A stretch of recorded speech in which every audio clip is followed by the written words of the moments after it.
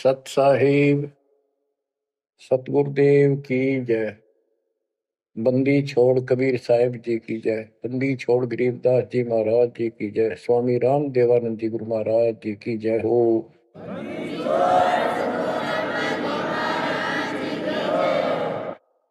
सर्व संतों की जय, सर्व भक्तों की जय, धर्मी पुरुषों की जय। श्री काशी धाम की जय, श्री सुडानी धाम की जय, श्री क्रोथा धाम की जय, श्री बरवाड़ा धाम की जय। सत साहिब परम पिता परमात्मा कबीर परमेश्वर जी की असीम रजा से बच्चों हमें अपने घर का ज्ञान हुआ।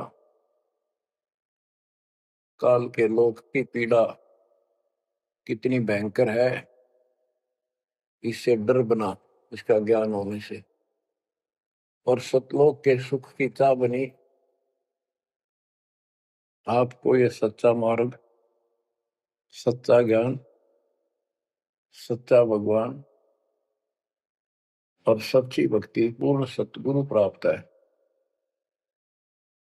अपनी किस्मत को सराहा करो, ये बंदी छोड़ उस मालिक के गुण गाया करो। ये परमात्मा, हम इतने निकम्मे इंसानों पर आपने कैसे दया कर दी। हम कैसा जुल्म करके आपको छोड़कर इस गंदे लोक में आए। आप कितने दयालु हो।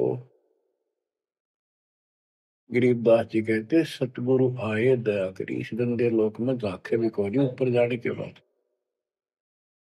गरीबदास जी कहते सतगुरु आए दया करी इसे गंदे लोक में, और उस सुख स्थान को छोड़कर जैसे केशव और कबीर रूप में जब मालिक दोनों रूप धारण करके आपस में चर्चा करते हैं, हमें समझाते हैं। केशव कहता है कहो कबीर क्यों उतरे ऐसे मुल्क मलिन, इसे मलिन लोक में क्यों आए आप। और वो छोड़े हीरे मोती लाल वहां ऐसे सुख सुविधा छोड़े आप। तो कबीर साहब कहते हैं वो सागर में आए हैं जीव हमारे लाल, इनके लिए आया गोता मारू स्वर्ग में या बैठू पाताल, गरीब दास ढूंढता फिर अपने हीरे मोती लाल। देखो सतगुरु आए दया करी ऐसे दीन दयाल, बंदी छोड़ वृत्तास का उसका गुण है। बंदी छोड़ काल के लोक से छुड़वाने वाले और जक्ष अग्नि प्रतपाल, हमारा पालन पोषण धारण पोषण करने वाले वही हैं। बच्चों आपको इतना ज्ञान सुना दिया और सुना रहे हैं, इस ज्ञान से आपके अंतःकरण में ये फाइनल हो जाएगा एक दिन। क्योंकि बार बार कोई वस्तु सुनते हैं उसका धीरे धीरे धीरे धीरे असर बनना शुरू होता है। तो बच्चों परमात्मा प्राप्ति के लिए हम बहुत समय से प्रयत्न करते आ रहे हैं। युग बीत गए अपने को युग। अब आपको सर्पंगी साक्षी के अंग की वाणी सुनाता हूं, क्योंकि इस अमर वाणी से अमर ग्रंथ से हमारे को ये पता चलेगा कौन सी साधना गलत है। हम किन को संत साधु मानते थे, वो कितने सफल रहे या असफल रहे। ग्रीव चुंडित मुंडित भद्रा, मोरनी मैल न पावे, दो मर पान ठडे सरी ये दो जक धक्के खावे।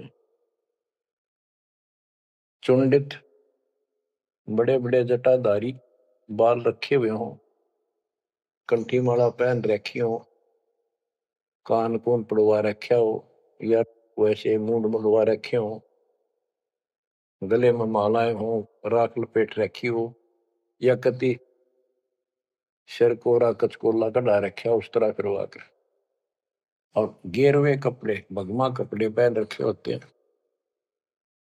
कुछ सुरपे पीवे और ठंडे स्त्री खड़े होकर तप करते हैं, ठंडे स्त्री बोलते हो। तो कहते हैं गरीब चुंडित मुंडित भद्रा, मोनी मैल न पावे। कुछ मौन रखते हैं, ड्रामा करते हैं, ढोंग करते हैं कि साधु बोलता नहीं भाई, 6 साल से मौन बैठा है, और संकेतों से काम करे सारा। बात कहनी हो लिख के दे दे, वैसे संकेत कर दे, पानी पीना है मुंह का हाथ लगा दे। तो ये सिर्फ पाखंड है, भक्तिहीन इंसानों के ये कर्म है। गरीब चुंडित मुंडित भद्रा, मोनी मैल ना पावे, धूमर पान ठडेसरी, दोजक धक्के खावे। दोजक माने नरक। ये मैल नहीं पावे, सतलोक प्राप्त नहीं कर सकते, ये नरक में धक्के खाएंगे। गरीब योग नहीं यो रोग है, जब लग नाम न चीन, घर घर द्वारे भटकते, भेख बिना यकीन। ये योग माने साधना भक्ति नहीं है, क्यों तो मान बढ़ाई का रोग लगा हुआ है। जब तक सच्चा नाम निज नाम नहीं मिलेगा, सच्ची भक्ति नहीं मिलेगी, ये जन्म मरण का रोग यूं का यूं बना रहेगा। और घर घर द्वारे भटकते, भेख बिना यकीन। गरीब भेख लिया तो क्या हुआ, जब लग नहीं विवेक, तीन काल निपजे नहीं, नहीं मिटे कर्म रेख। ये भेख लेना होता है किसी विशेष पंथ में, उसकी वेशभूषा ग्रहण कर लेते, दीक्षित माने जाते हैं। जैसे वैष्णव परंपरा के व्यक्ति एक कंठी माला गले में डालते हैं, सफेद बाणा पहनते हैं, तिलक लगाते हैं, बड़ी बड़ी दाढ़ी मूछ रखते हैं, इनको वैष्णव साधु बोलते हैं। दूसरे कनपाड़े हैं, कान पड़वा लेते हैं, उनमें बाला जैसी मोटी मोटी मुद्रा डालते हैं, बड़ी बड़ी जटा रखाते हैं, सुल्फे पीते हैं, चिमटे रखे। गरीब भेख लिया तो क्या हुआ, जब लग नहीं विवेक, तीन काल निपजै नहीं, नहीं मिटे कर्म रेख। कि ये अलग से कोई वेशभूषा बना के भाई ये आडंबर कर भी लिया, बिना विवेक बिना ज्ञान के इससे कोई लाभ नहीं होगा। तीन काल निपजै नहीं, यानी कदे भी लाभ नहीं होगा, कभी भी नहीं मिटे कर्म रेख, यानी कर्म के दंड पाप कर्म नहीं कटेंगे। गरीब अधः कपाली तपत है, तला सिर ऊपर पैर, दम का खोज न जाने ही, क्या देही सो बैर। क्या बताते हैं कि कोई ऊपर न पैर और नीचे सिर करके तपता है, कोई किसी प्रकार से कठिन साधना करता है, कि तुम श्वास के सिमरण का दम का खोज न जाने ही, क्या देही सो बैर। आप ठीक से भक्ति नहीं जानते, जो श्वास का सिमरण है उसका ज्ञान तुम्हें नहीं है, फिर इस शरीर के साथ क्यों दुश्मनी कर रखी है, इसकी दुरुक्ति कर रखी, इसको इतना कष्ट दे रहे हो। गरीब यादे ही सोंगी नहीं, महंगी रत्नो मोल, जय जाने तो राम जप, नहीं कुल कपाट न खोल। या देही मनुष्य शरीर इतना सस्ता नहीं है, युगों युगों अच्छे पुण्यों के कारण, धर्म भक्ति करने के कारण मानव शरीर प्राप्त होता है, ये बहुत कीमती है। इसको ऐसे बकवादों मत को, पर तो साधना नहीं करते, करते हैं तो ये शास्त्र विरुद्ध करते हो, ये सब गलत बताइए। गिर पर्वत डूंगर क्यों चढ़ो, बस्ती जो न गाम, बन बस्ती में एक सा, जाके हृदय राम। पर्वत डूंगर क्यों चढ़ो, कहीं जाने की आवश्यकता नहीं है। परमात्मा की सच्ची भक्ति अपने घर पे करो, कहीं भी करो, वो सच्ची भक्ति होनी चाहिए। ग्रीव सत्य पुरुष निर्गुण कला, सरगुण कल्प विनोद, ओहम सोहम से भिन्न अक्षर को सोद। परमात्मा कबीर जी की भक्ति करो। और ओम सोहम तो आपको बता ही रखा है, इससे भी अलग एक मंत्र है, उस मंत्र को विशेष ध्यान से जाप करो। गिर बिना साड साडू नहीं, सुनो से आनी लोए, सारा बरस भादुआ कारज सिद्ध ने होए। जैसे समय पर बारिश होती है तो उससे फसल अच्छी होती है, बगैर किसी समय के बारिश होती है तो उससे कोई लाभ नहीं होता। गरीब साध नदी और मेघ जल, कहीं कहीं है मौज, निंदत पापी मारी ये, जिन घर दौड़े फौज। गरीब दैत दल दरमल, असुर दल आसगे, मंडी मसाणों निसंग फिरे, जीवे जब लग जोखिम नहीं, मरा जब निसंक मरे। यानी सच्ची भक्ति, परमात्मा कबीर जी की सत साधना पूरे सतगुरु से लेकर जो साधना करता है भक्त भक्तमती बच्चे, वो कहते हैं मंडी मसाणों, शमशान घाटों पर मंडियों पर जो लोग जहाँ पूजा बकवाद करते हैं और राक्षसों के झुंड ये भूत प्रेत घूमते फिरते हैं, कि इन की निसंग फिरो, निर्भय होकर घूमो, जीव जब लग जोखिम नहीं, और मरो जब निसंक मरो, कि परवाह ना करना। गरीबदास जी कहते हैं परमात्मा कबीर जी इतने सक्षम है, अपने भगत को इतने जीवन रहेगा, इतने कोई टेंशन नहीं होने देंगे, कोई दिक्कत नहीं आने देंगे। मरा जब निर्भय होकर शरीर छोड़ देना, आपके लिए विमान तैयार मिलेगा, टेंशन ना लेना। गरीब चंद्र सूर्य की आयु लग, जे जीवकार है शरीर, सतगुर से भेटा नहीं तो अंत कीर का कीर। चंद्र और सूर्य, चांद और सूरज की आयु लग, यदि जीव का शरीर रहे और सच्ची भक्ति पूरे सतगुरु से प्राप्त नहीं हुई, तो कितनी साधना करता दिखता, अंत में कीड़ा मकोड़ा, कीर का कीड़।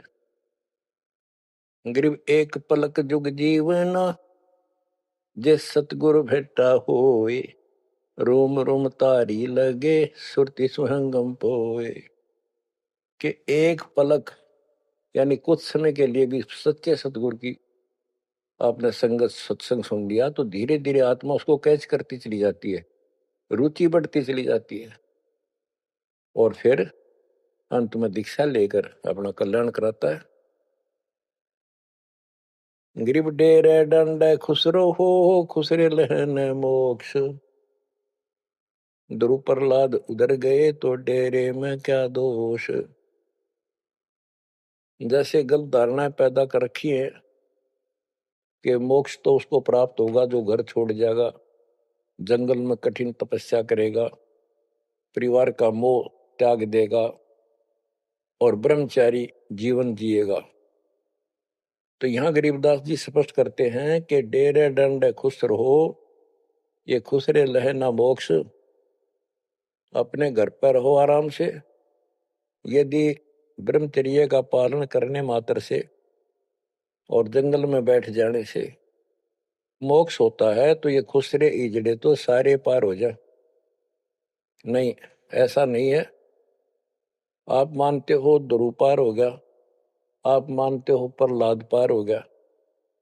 ध्रुव 5 साल की उम्र में भक्ति के लिए निकला, कठिन साधना की, उनका विश्वास देखकर भगवान ने उनको दर्शन दिए।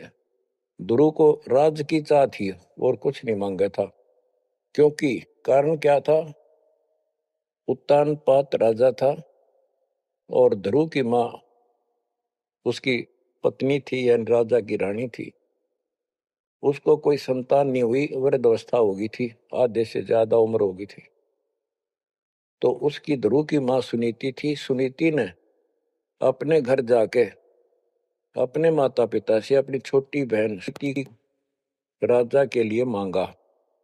कारण ये था कि एक दिन नारद जी आए, नारद जी ने बताया उस सुनीति को, ध्रुव की माँ को, कि राजा दूसरी शादी करे, उसके बाद आपको पुत्र पहले होगा, उसको बाद में होगा।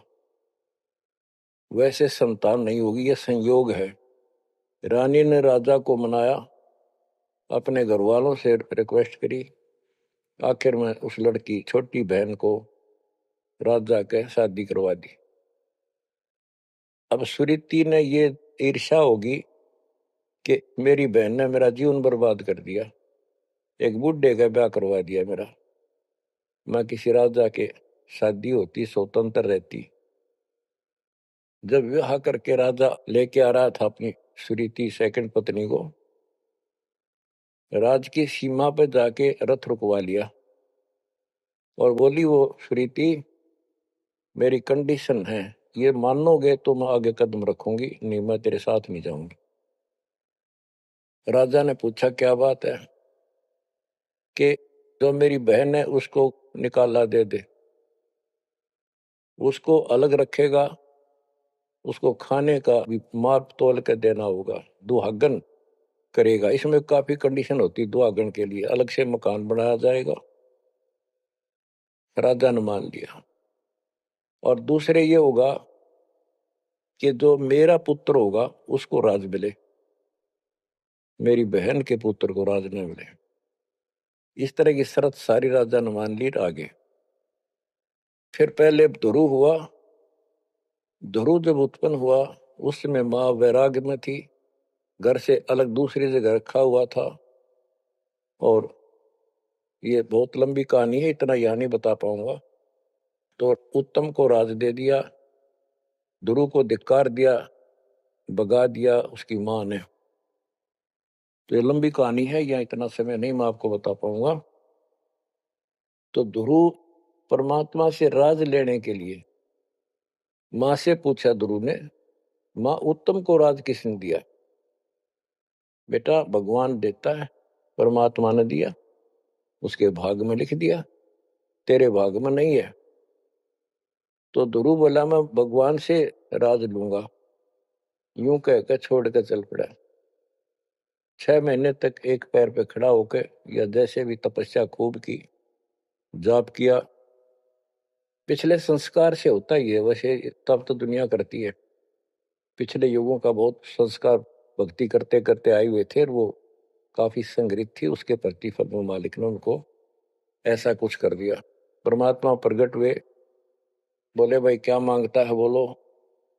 मुझे राज चाहिए भगवान, मुझे राज दो। ठीक है, राज दे दिया कि पहले तो यहाँ कर, फिर तुझे ऊपर अलग से नगरी बना के दूंगा द्वीप।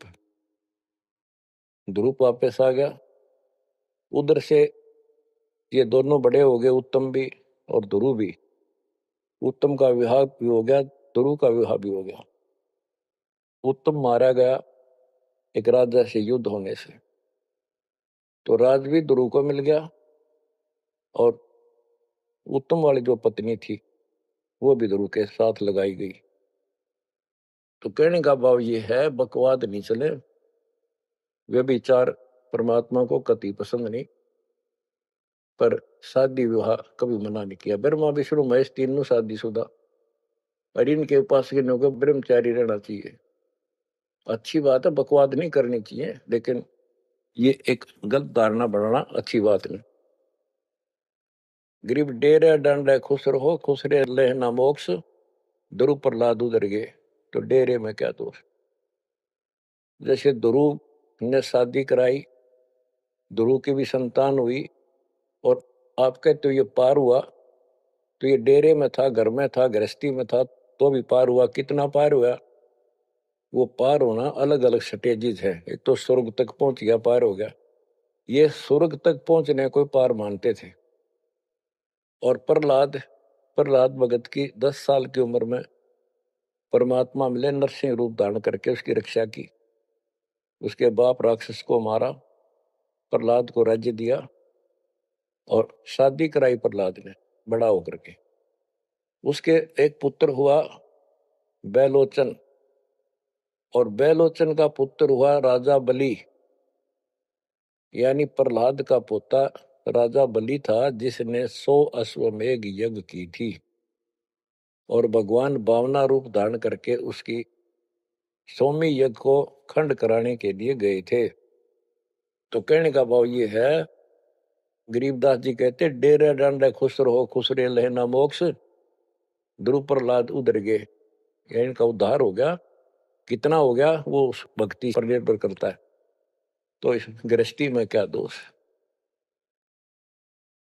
गरीब ज्ञानी को सतगुरु मैंने खोजी दीन ताड़, सिर पर सत कबीर है उड़ी भरम की बाढ़। हमारी ये भरम की बाढ़ हमारी सब शंकाएं समाप्त कर दी कबीर भगवान के अमृत ज्ञान। कबीर और ज्ञान सब ज्ञानड़ी, कबीर ज्ञान सो ज्ञान, जैसे गोला तोड़ का करता चला मैदान। गरीब दत्ता जी आगू मेले, दक्षिण बीच दयाल, सूखा खोट हरा हुआ ऐसे दीन दयाल। दत्ता जी आपको मिले, दक्षिण बीच दयाल, सूखा खोट हरा हुआ ऐसे दीन दयाल। बच्चों, संत गरीबदास जी ने ये वाणियां कैप्सूल रूप में बना रखी हैं, जैसे पुड़िया होती है। इस एक पंक्ति में बहुत बड़ी कथा इसके अंदर भर रखी है। ये सुनाता हूं। एक दत्ता तथा जिया नाम के दो ब्राह्मण भाई थे। इनको तत्वा जीवा भी कहते हैं। ये अपनी देसी भाषा में गरीबदास जी ने दत्ता जिया का है। ये गुजरात स्टेट के अंदर एक भरूच शहर है, भरूच, समुद्र के किनारे पर। और उससे 12 किलोमीटर दूर एक मंगलेश्वर गांव है। हम खुद देख कर आए थे उसको, उस स्थान को। कई भगत थे मेरे साथ। तो मंगलेश्वर गांव के पास एक शुक्ल तीर्थ नाम का गांव हुआ करता था, जिसमें जिया और दत्ता ये दो ब्राह्मण भाई भी रहते थे। वो सारा ब्राह्मणों का ही गांव था। वो आसपास गांव में जाके पंडिताई किया करते थे। दत्ता और जिया बहुत ही परमात्मा के चाहने वाले थे।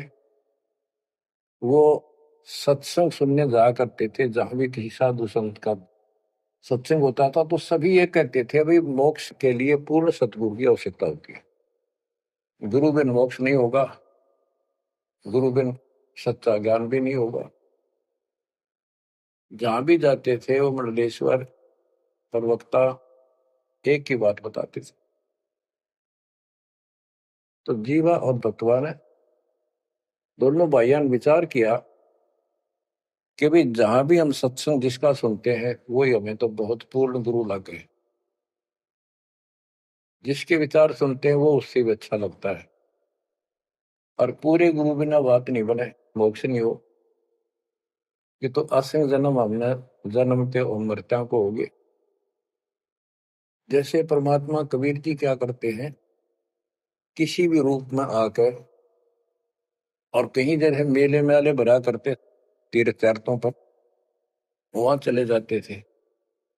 वहां खड़े होकर शब्द सुनाने लग जाते और 10 20 50 व्यक्ति भगवान के चाहने वाले उनकी वो बातें सुना करते थे।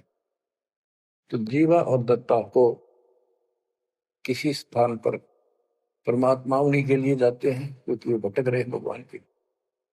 ये बातें बताई कि पूर्ण सतगुरु हो, सच्चा ज्ञान हो, और तब मालिक का राह मिलेगा, मोक्ष मिलेगा। असंग जन्म पर मत होगे, कुछ नहीं हाथ लगा रहे, इस तरह की जबरदस्त बातें बताई। तो उनसे वो प्रेरित हुए। उनको नहीं पता था ये कौन है।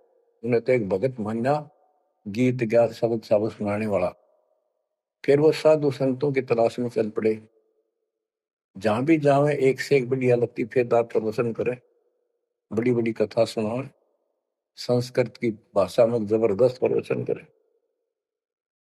आखिर में सोचा भी एक हम कैसे निर्णय करें, यो संत पूरा हरियो नहीं, हम किसी को पूरा संत मानकर उसके आश्रित हो जावा, अंत में पता चले उस पूरा नहीं, मनुष्य जीवन तक गया ही, ये बार बार नहीं मिलेगा। आखिर में उन्होंने एक फैसला कर लिया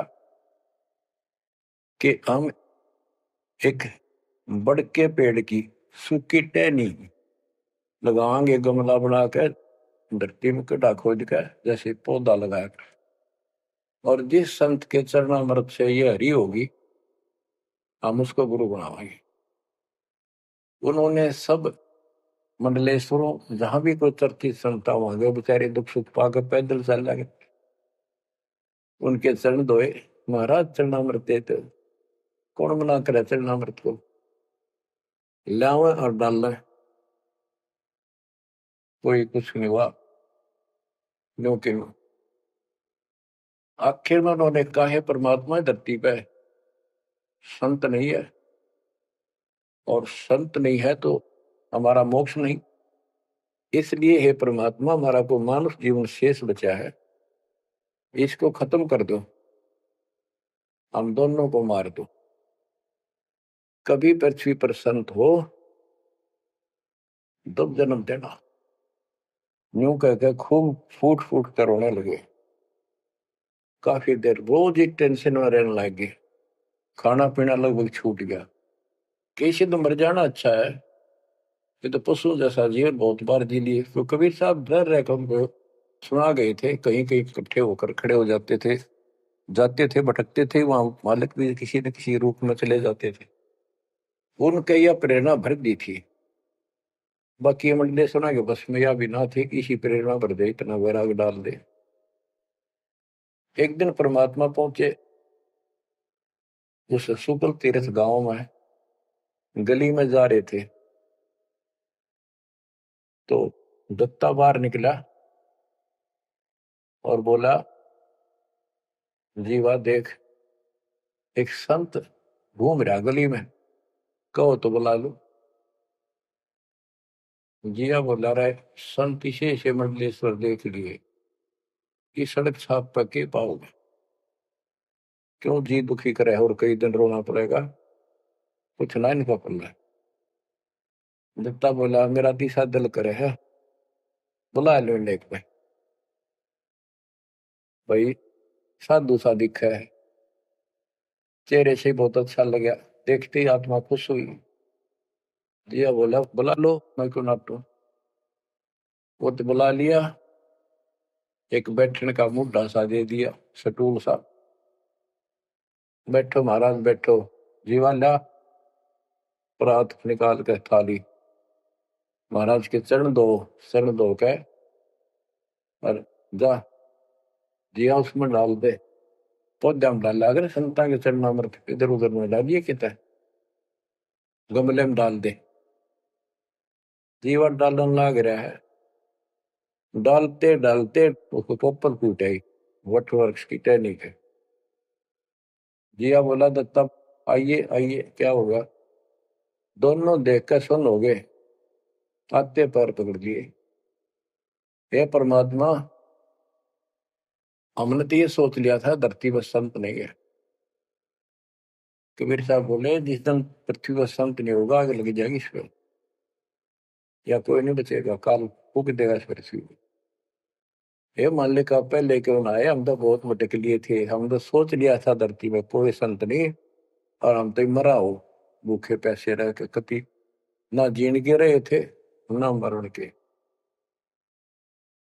तो परमात्मा से काफी लिपट के सीने के लग के कभी चरणों में गिर के और सो शुक्र मनाओ, हे परमात्मा पहले क्यों नहीं आए, हम तो हमारे लिए कति सारे घूम लिए नीलेश्वरों के, किसी के पास कुछ नहीं पाया। परमात्मा बोले, बच्चों ये संत की पहचान नहीं थी जो तुम कर रहे थे, ये तो सिद्ध भी कर दे, थोड़ी बहुत संस्कार जादूगर कर देते हैं, हथेड़ी में गेहूं हरे कर देते हैं, ये कोई पहचान थोड़ी तुमने ये क्या तरीका अपनाया था।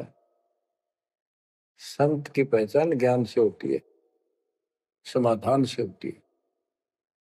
और मैं पहले भी आ सकता था, लेकिन आपका कति विश्वास नहीं रहा हो, मेरे में कति विश्वास नहीं बनना था, क्योंकि मैं तो आपका ऐसा लग रहा हूं जैसे आंधड़िया फिरनिया मांगड़िया खड़िया, और वो मंडलेश्वर जिसके हजारों बड़े बड़े सेठ साहूकार शिष्य, तुमने सोचो कि और भी कोई होगा जरूर इसने सड़क छापने के छोड़, उनके पास जाते, वहां कुछ मिलना था नहीं तो मेरे ते भी चले जाते। गुरु के प्रति नाम दीक्षा लेने के बाद स्वप्न में भी नहीं आना चाहिए आन कोई नकली संत। लेकिन कबीर साहब ये भी कहते हैं कि जब ल गुरु मिला नहीं साचा, तब ल गुरु करो 10 पाचा। पूरा गुरु ना मिला, इतने से 100 छोड़ दो, 10-20 कितने छोड़ने पड़ो, त्याग दो। लेकिन मेरे प्रति तुम्हारी अविश्वास हो जाता तो मेरे से खत्म हो जाते आप। इसलिए मैं लास्ट में आया हूं, तुम्हारी सारी फड़क निकल ली। तुम कभी थक कर और छक कर बैठ चुके थे कि कोई कितना कुछ नहीं किसी के पास, ये सिद्धि भी कोई ना इनके पास, ये बनने इनकी फेल कर दी ना, कोई इनको चमत्कार भी कर दे उतारे लिए। इसलिए फेल करी कि ये पहचान संत की नहीं होती। लेकिन तुम मेरे पिछले संस्कारी थे, इसलिए मैं काल के मुंह में तुम्हें नहीं जाने दे सकता। एक भक्ति करो।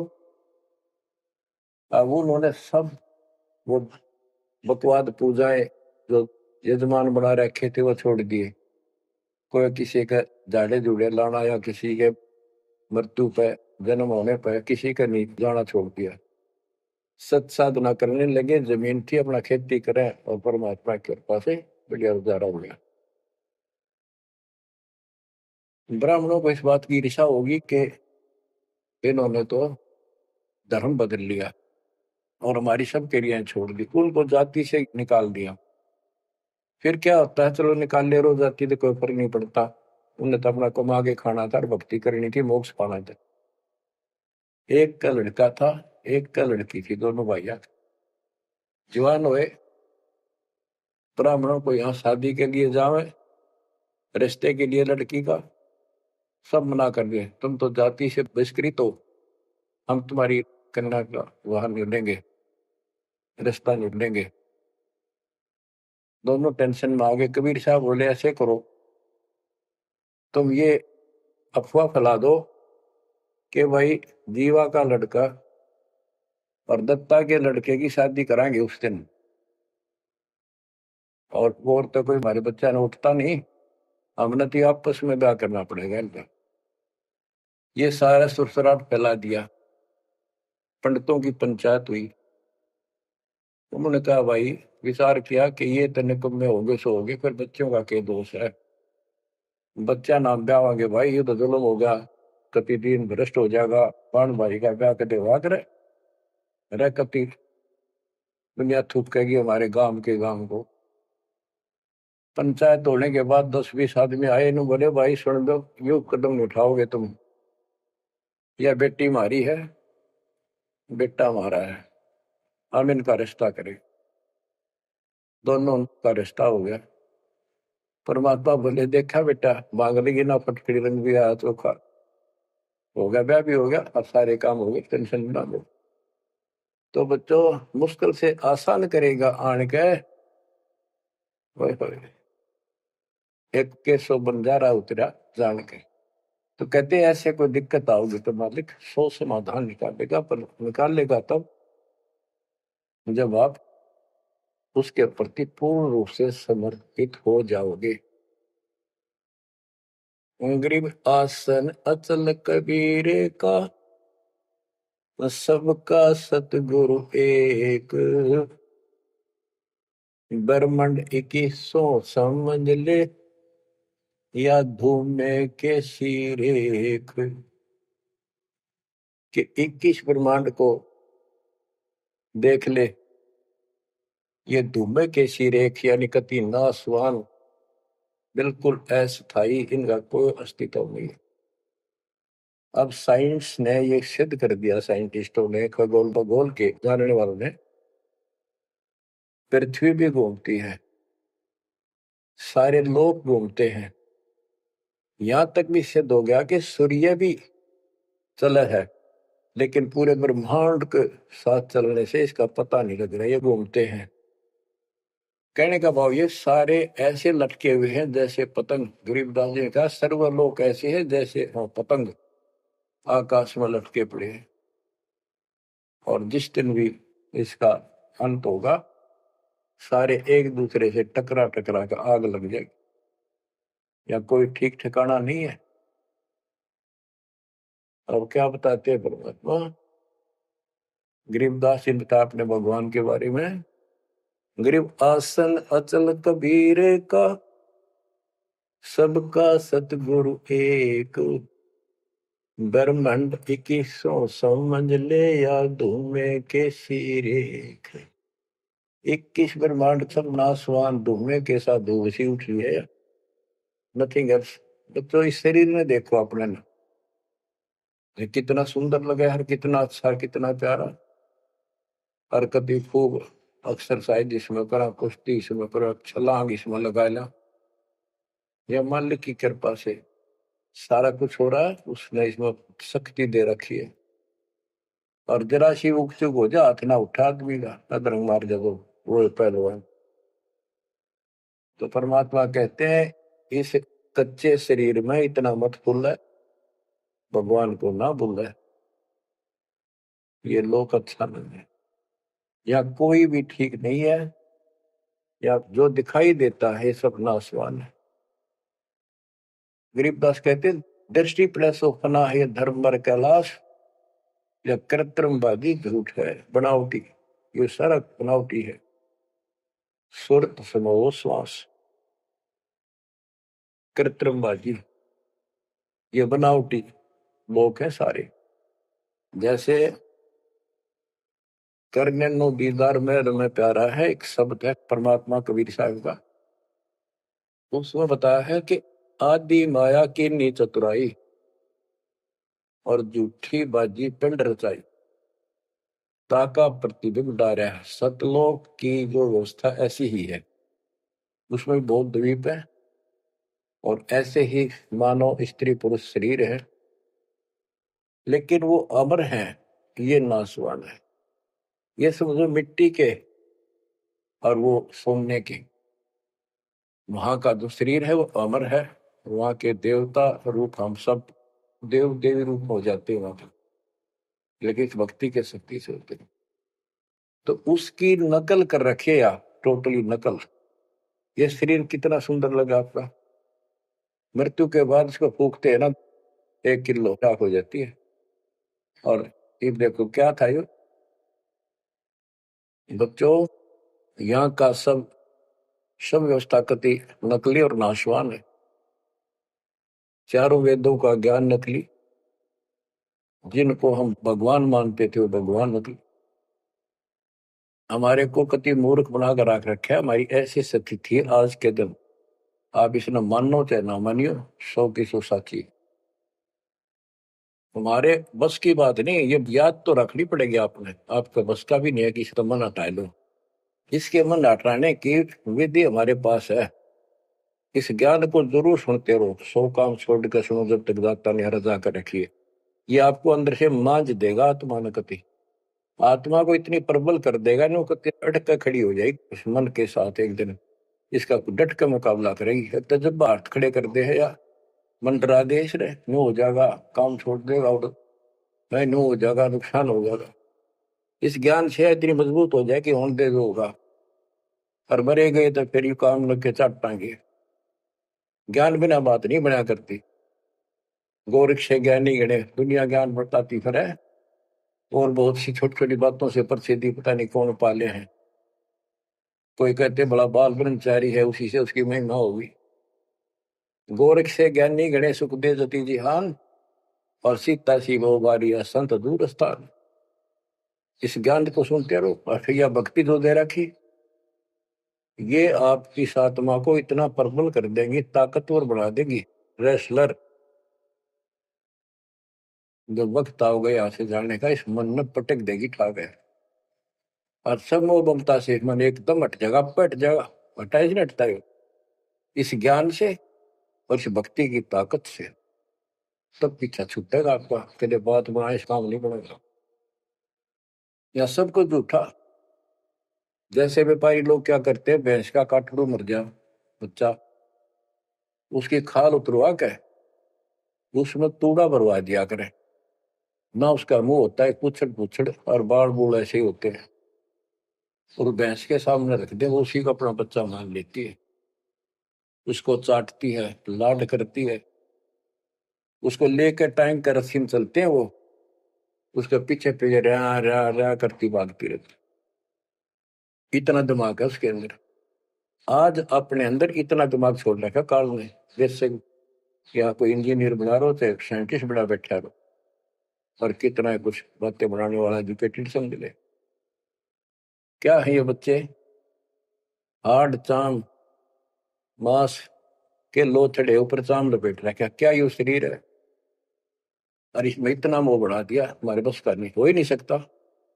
वो वैसने को समझावे कि ये ऐसा नहीं है, इसमें कुछ नहीं है, कोई बात नहीं, आप इस ज्ञान न सुनते रहो, आपको भी और इस सारे के सारे परिवार को भी परमात्मा वहां ले आओगा। धीरे धीरे धीरे धीरे आप पर रंग कट जाएगी, किसा शरीर हो किसा भी हो। तो ये शरीर जो है ना, परमात्मा की कृपा से आपको एक दिन एहसास हो जाएगा कि यहां से तो जाना पड़ेगा। और बच्चों ने भी दीक्षा ले ली, सत्य राह पकड़ गई, क्योंकि हमारा लाइन पाना कठिन था, बच्चों का तो बहुत आसान हो गया। तो माता पिता से ही राह पर चल रही है, लग जाएंगे कि ये तो जन्म से ही इस मार्ग पर चलते, इनकी तो मुक्ति गारंटीड है, और है आपकी भी। आप दृढ़ रहो, इस संसार की व्यवस्था से पूरी तरह परिचित हो जाओ। दृष्टि पड़े सो धोखा रे, खंड पेंड ब्रह्मांड चलेंगे, फिर नहीं रसी लोकारे, फिर नहीं रसी लोकारे। गरीबदास जी जब ये वाणी लिखवाया करते, ऐसे बोल बोल के लिखवाया करते जैसे दास बोल रहे हैं। एक तो इसमें लिखने वाले को टाइम मिल जाता, और उनकी आंखों से आंसू निकलते थे, देखिए किसे बोर खुना रखे आप पर काल में जुल्म कर रखा है परमात्मा के बच्चों के साथ। दृष्टि पड़े सो धोखारी, खंड पेंड ब्रह्मांड चलेंगे, फिर नहीं रहसी लोकारे, फिर नहीं रहसी लोकारे।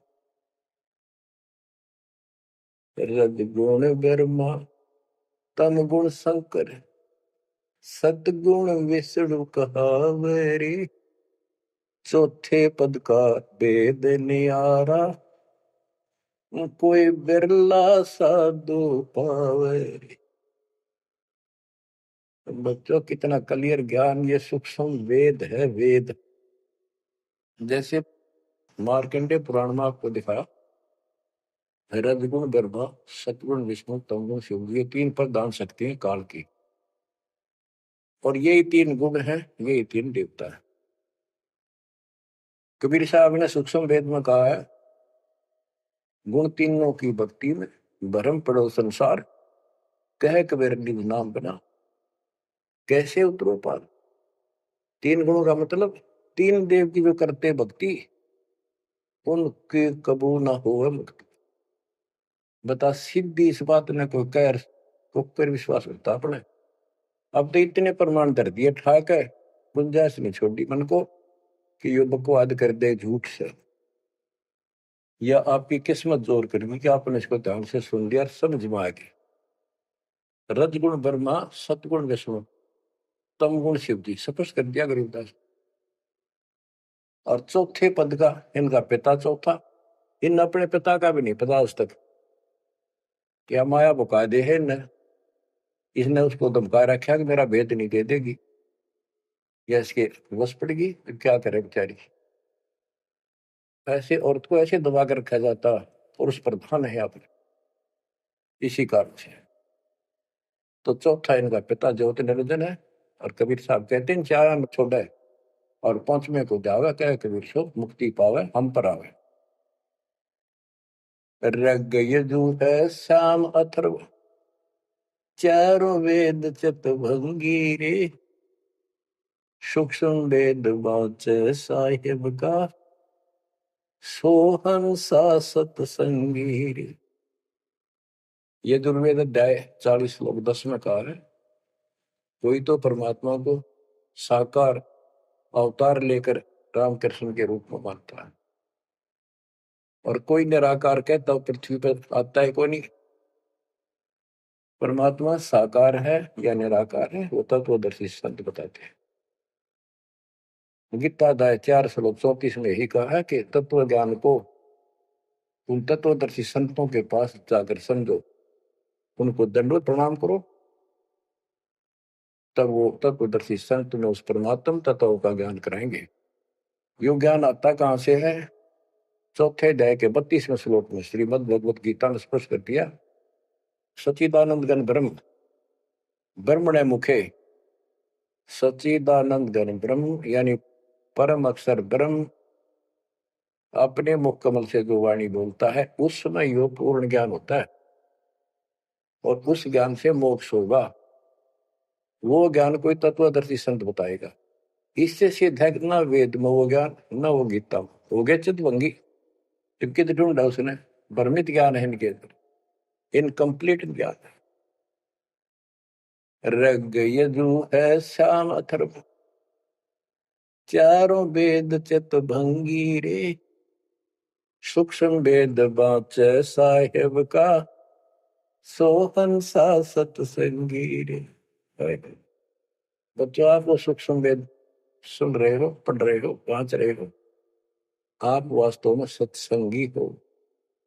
अलंकार अग है अनुरागी, दृष्टि मुष्टि नहीं आवे रे, अकैलोक का वेद न जाने, फिर चार वेद के गावे। जब तुझे ऊपर के अकैलोकों का ज्ञान नहीं, अकैलोक वो चारों अमर लोकों को अकैलोक भी कहते हैं, और लास्ट वाले को अनामी और अकैलोक भी कहते हैं, ऊपर वाले। अकय का अर्थ होता जिसने आज तक किसी ने ना बताया हो ना कहा हो उसकी जानकारी।